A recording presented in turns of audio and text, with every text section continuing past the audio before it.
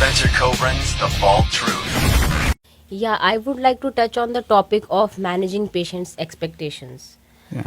Despite doing hair transplant for so long, despite the patients being aware, the public being aware of the procedure, still people have some unrealistic expectations when they come to us. Yeah. The most uncommon thing, the most, I would say, the most common area where I have to say no for a hair transplant is when I have a young or even a middle-aged guy who comes for a hair transplant thinking that it would repair, it will arrest the process of hair loss. So they have to be told that hair transplant is not a solution for ongoing hair loss. Hair transplant should be done only and only when they have lost significant amount of hair in one particular area of the scalp, and then only hair transplant will give them satisfactory long lasting results. And at the same time, they need to be told again and again that even after transplant they may still continue to lose hair in the new areas of the scalp which are not bald as of now.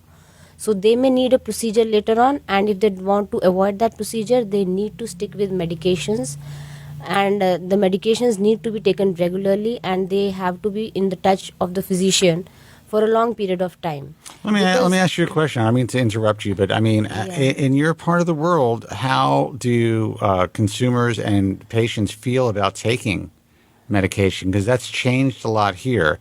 You know, I have been on Proscar, and as a matter of fact, I have to take it tonight. I just remind myself for it's got to be, let's see, 25 years. Okay.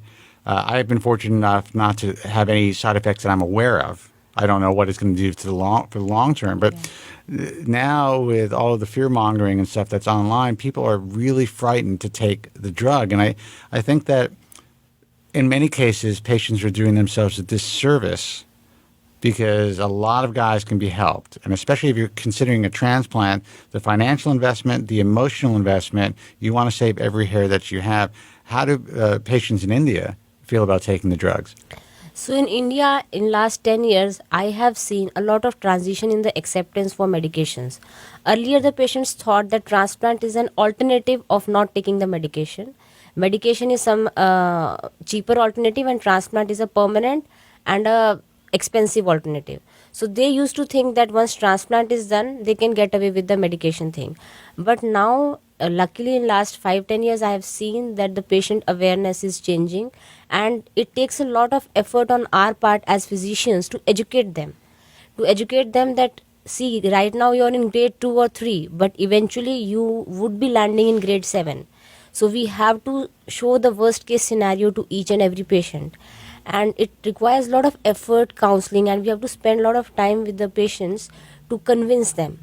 Even after a lot of those efforts, 80% of people only get converted and they get convinced to take the medications.